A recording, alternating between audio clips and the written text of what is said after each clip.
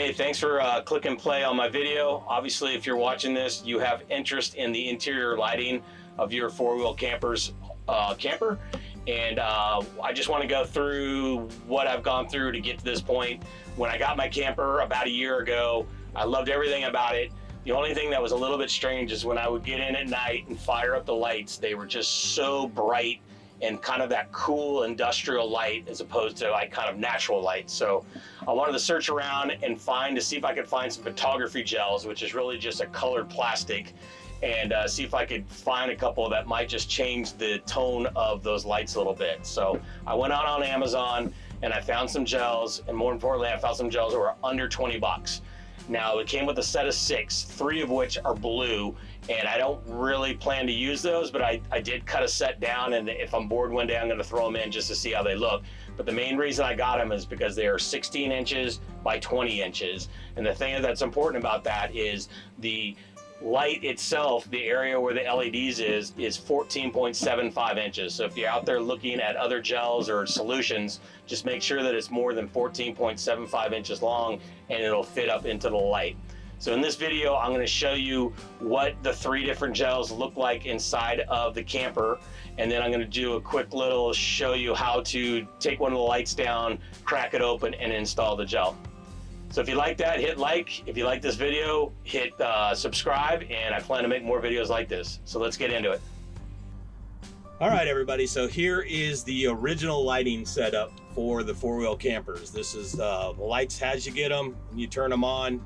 And when the first time I turned them on, I felt like there was gonna be a little intercom that was gonna page Dr. Doug to surgery number 3, because the light is just so intensively hot, you know, just a real bright white. So let's run around and take a look at it. Again, I'm wearing this white t-shirt just to see if it on the video screen, if it kind of shows you the difference in the tone of the color. So again, full brightness, original lights. Like I said, it's just a really bright, pure white light, which is fine. But I think after a day of hiking or camping, or, you know, just when you're in the camper, and no offense to four-wheel campers, this is just a light that I don't want to deal with when I'm out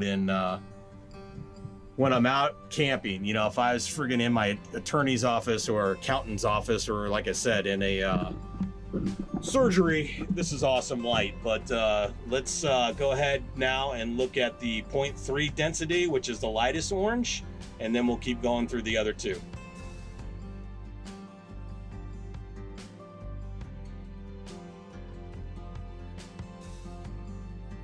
Okay, so this is the 0.3 density. So this is the lightest orange of the 3 oranges. So this is, I actually like this one so far. I haven't put the other 2 in yet, but this one I've been running with for like 2 weeks.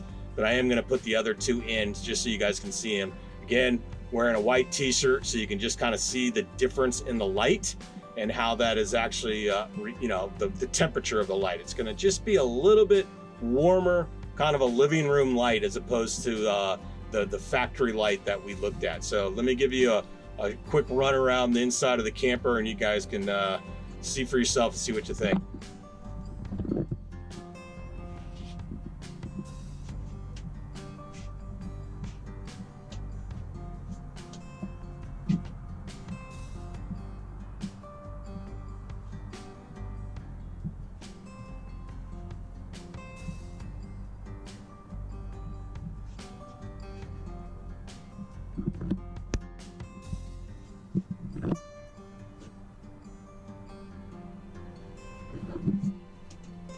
All right, again, this is the 0.3 density. So this is the one-stop, you know, photography-wise, but that doesn't matter. But just color-wise, this is the lightest orange of the 3 oranges. So let's now take a look at the mid-range one.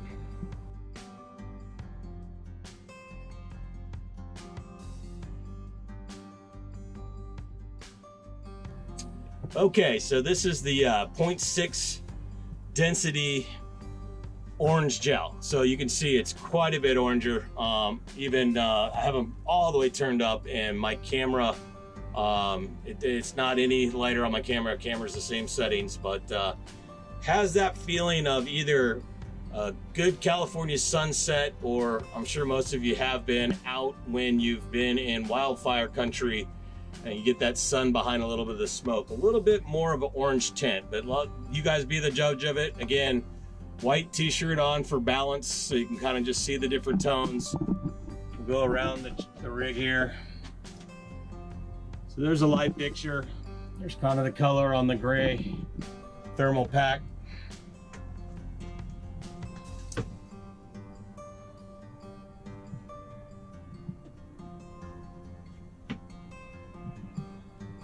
I don't really mind this light. It's not too bad.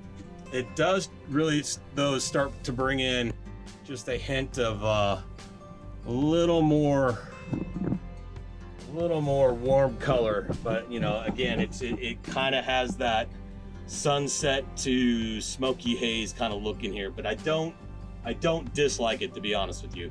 But like I said, the 0.3 lighter filter, that one really just cut that hard white from these LED lights. So let's move on to the 0.9, the really dark orange ones, and see how that looks different.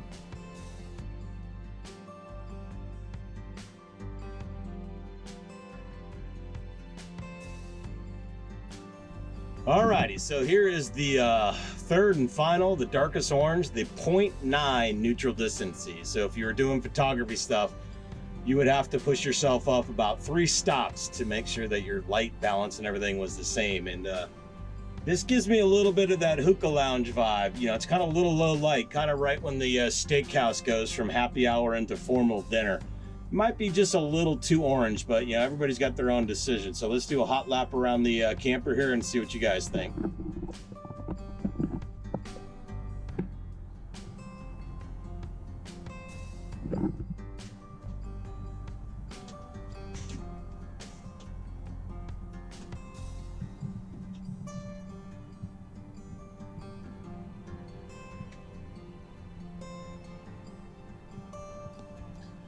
Again, I don't necessarily don't like it, but I think between the 3, it's probably maybe the one I don't like the most, just because it seems more orange. But at the same time, I think it could be interesting if I did set them at this tone, that maybe then if I brought in a small USB charged or a little battery operated lantern light, you know, just kind of a little tabletop one, that might bring in a nice balance of a little bit more of that cool light for reading a book or something like that. So again, this is the 0.9, and I didn't say it in the other ones, but you probably have noticed I'll do a little split screen so you can see the original white and then this color as well. So I think personally, after going through this research project and this, that, and the other, I'm gonna probably stick with just the 0.3, which is just really gonna just cut down on that cold white and give me a little bit warmer light. This one's pretty dim in here, so, which isn't bad. Again, it's hard to tell if I don't like it or not, but I'm gonna keep all 3 sets in the truck.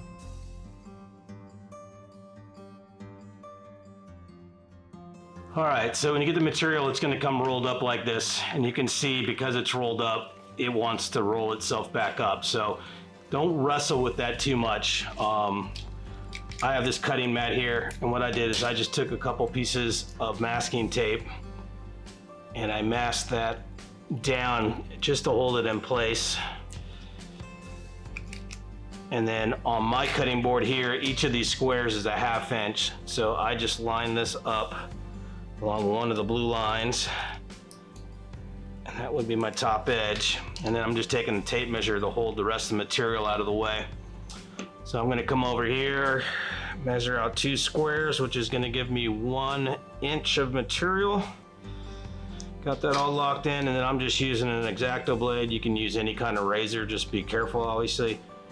And then just pull that across there nice and slow, get yourself a nice straight cut, and then you can see that other material just wants to roll up and get out of your way, which is fine. And then the next step is you want to take your lens cover from one of your lights and just set that on top of your material, and you'll see that it's actually slightly bigger than the 1 inch material, but that's going to be fine, and I'll show you why when we get back out to the truck, out to the camper. So just sort of set it on there, get it on there fairly good, and just hold it in place, and then just come down. Here, I'll do it the other way just so you can see it up there better. So I'm gonna flush up this end down here, and then I'm gonna come down to this end, and I'm actually just gonna draw across there and cut off that little bit of extra. So now this piece is going to be the same width as our lens cover. All right, I'm gonna do 3 more of those, and then we'll head back out to the camper and install these.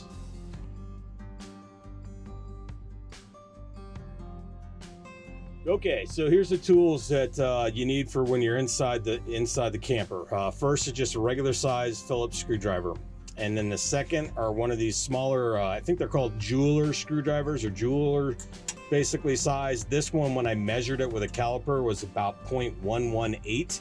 So I don't know if that's, let's say, 1/8 of an inch, or it's just, it's a point, just under 1/8 of an inch. So 0.125 down to 0.118. And then a small pair of vice grips like this, or a set of pliers. And what those are for is, and you'll see here in a minute when I show it to you, there's 2 screws that are in the end of the lights that hold the end black piece on, that then allows you to slide the calipers out. And if you just try to use this screwdriver by itself, because it's so small, you really can't get that torque with it between your fingers like that, you know, just spinning it wise. So you're gonna put your pliers or your vice grips on, just really to break the crack, because they're actually in there pretty tight from the factory, and they don't need to go in that tight when they're done. And then really the big Phillips screwdriver is really for just the main screws that are at the end of each light fixture. So let's get rolling with this. Okay guys, just for the sake of the video screen, I'm gonna turn this light down just a little bit for right now. Maybe that'll help us out a little bit. So in changing these out, you got your major screw right here, one big Phillips large screw, and then once you on the ends here, you're gonna have one little baby screw in here and one little baby screw in there, and that screw basically holds this piece of black onto the aluminum channel here that has the lights on it. So really on the end with the power button, you don't need to do anything other than maybe just loosen this screw just maybe a half a turn. So I'm gonna do that real quick because I don't have a little tripod. I'm gonna have to stop this for a second, do that, and then we'll get back to this one.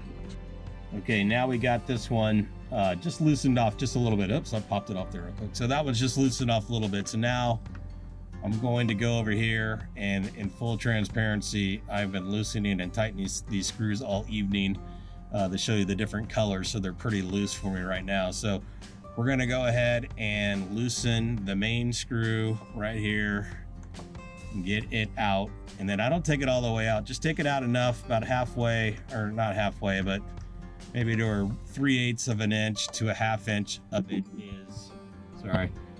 is exposed right there. And then what's gonna happen is that light's gonna wanna come down, see it, and just gotta travel down with it. Now here's the tricky part. Let me get the clear pliers and the mini screwdriver, and I'll be right back. 2 small screws, one on this side and one on this side. They're just got a little hole up there, so that screwdriver is going to slide in there, and then you're going to just want to slowly rotate it on the screw threading. And then the reason that I put the vice grips on here is when these things come from the factory, whoever built these in the factory probably had a little pneumatic screwdriver, and they went hog wild on these little screws. So really all this is for is so you have a little more torque to break that initial tightness. And really all it is just a little break.